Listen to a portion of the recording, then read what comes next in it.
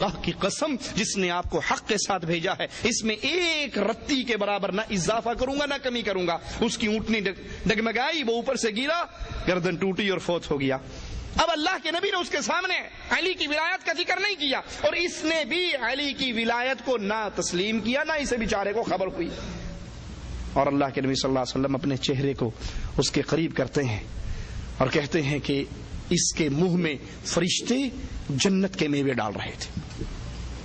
اس نے تو حضرت علی کی ولایت کو نہیں مانا، نہ سنا اس کے بارے میں۔ تو جو مر گیا بغیر علی کی ولایت کو سنے، یہ مومن پورا رہا یا اس کا ایمان ناقص رہا؟ اور اگر تم کہو کہ ناقص رہا تو پھر یہ بتائیے اس نقص کی ذمہ داری کیا رسول اللہ پر واقع نہیں ہوتی کہ آپ نے اس کی تعلیم نہیں دی؟ تو اس رکن عظیم کی تعلیم دینا اگر اللہ کے نبی صلی اللہ علیہ وسلم کے ذمے تھی اور آپ نے اس کی تعلیم نہیں دی تو قصور کس کا نکلا؟ شیعہ علماء اس بات کا انکار نہیں کر سکتے کہ ابو بکر و عمر رضی اللہ عنہما ان دونوں نے بیعت رضوان میں شرکت کی، درخت کے نیچے بیٹھے، اور ان سے اللہ راضی ہوا، ان کے دلوں کی کیفیت کو اللہ نے جانا، کیونکہ قرآن حکیم میں مالک فرماتا ہے لقد رضی اللہ عن المؤمنین اذ یبایعونک تحت الشجرہ فعلم ما فی قلوبہم فانزل السکینۃ علیہم۔ جو لوگ اللہ ان سے راضی ہوا جنہوں نے درخت کے نیچے بیٹھ کر اللہ کے رسول صلی اللہ علیہ وسلم کے ہاتھ پر، اہل ایمان میں سے جنہوں نے بیعت کی، اللہ ان سے راضی ہوا اور ان کے دل کو بھی اللہ نے ان کے حال کو بھی جانا اور ان پر اپنی سکینت، اپنی رحمت کو بھی نازل کیا۔ اس آیت کی روشنی میں اللہ ابو بکر و عمر سے راضی ہوا اور جو کچھ ان کے دل میں یعنی جو ایمان تھا اس کو بھی اللہ نے جانا۔ اب شیعہ علماء کے لیے کیسے جائز ہے کہ جن کے ایمان سے اللہ راضی ہونے کا اعلان کر رہا ہے اور وہ ان سے بغض رکھیں، ان کو کافر کہیں؟ اس کا مطلب یہ ہوا کہ وہ نعوذ باللہ اللہ کی بات کو جھٹلا رہے ہیں۔ اللہ کہہ رہا ہے فَعَلِمَ مَا فِي قُلُوبِهِمْ، ان کے دل میں جو ایمان ہے میں نے اس کو جان لیا، اور یہ کہہ رہے ہیں کہ نہیں اللہ تو نے نہیں جانا، ہم جانتے ہیں کہ یہ دونوں کے دونوں کافر تھے اور یہ دونوں کے دونوں انہوں نے قرآن کو بدل دیا تھا، انہوں نے دین کو بدل دیا تھا، ہم تجھ سے زیادہ جانتے ہیں۔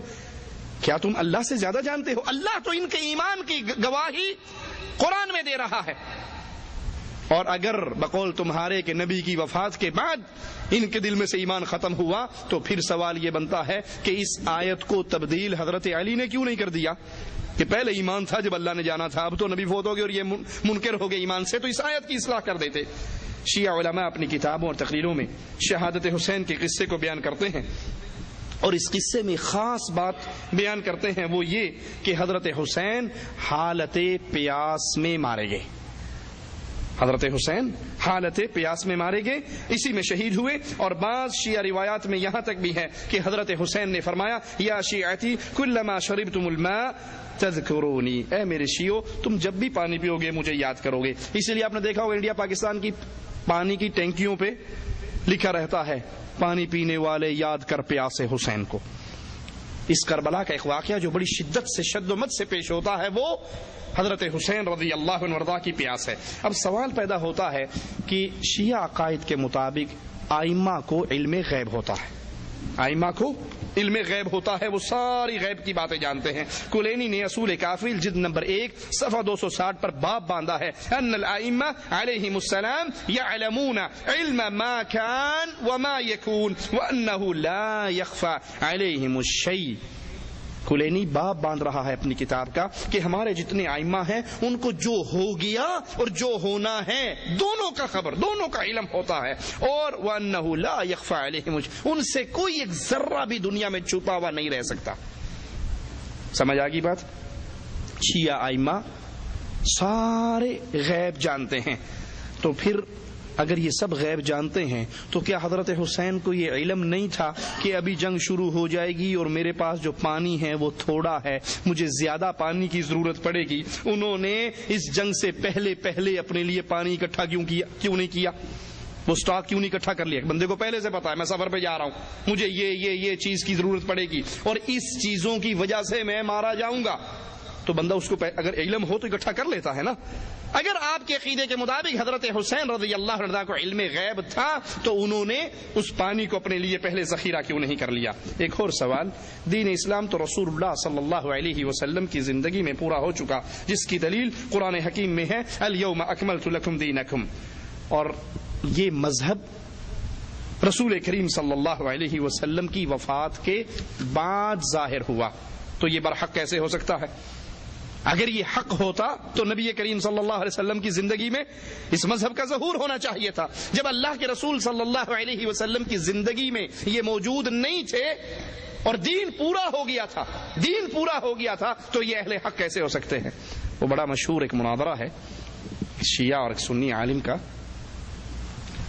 سنی عالم مناظرے کے لیے آئے تو جوتی اٹھا کے اپنی بغل میں لے لی اور سٹیج پہ آگے بادشاہ کے سامنے مناظرہ ہو رہا تھا۔ شیعہ عالم نے کہا دیکھو یہ کتنا جاہل ہے، یہ مجھ سے مناظرہ کرنے آیا، اس کو یہ تمیز نہیں کہ جوتی وہاں اتار کر آتے ہیں، یہ جوتی بغل میں لے کر آیا۔ تو سنی عالم نے کہا کہ نہیں، اصل میں بات یہ نہیں ہے، بات یہ ہے کہ رسول اللہ صلی اللہ علیہ وسلم کے دور میں جو شیعہ تھے وہ جوتی چوری کر لیتے تھے، تو میں اسی لیے اٹھا کر لایا۔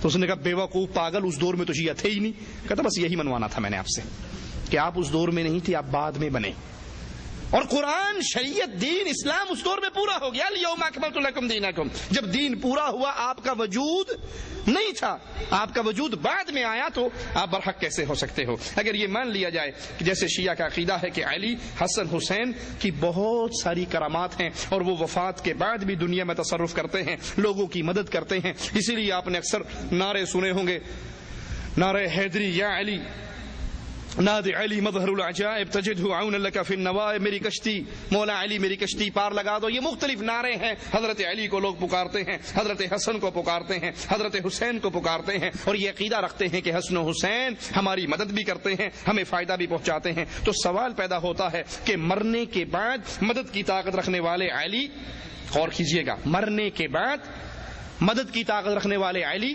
حسن، حسین رضوان اللہ علیہم اجمعین اپنی زندگی میں اپنی ذاتی مدد کیوں نہ کر سکے؟ اگر حضرت علی اب آ کر آپ کی کشتیاں پار لگاتے ہیں، اب آپ کی مدد کرتے ہیں، اب آپ کے دکھ اور غم کو دور کرتے ہیں، تو سوال یہ پیدا ہوتا ہے حضرت علی نے اپنی جان کی مدد، خود اپنی مدد کیوں نہیں کر لی زندگی میں؟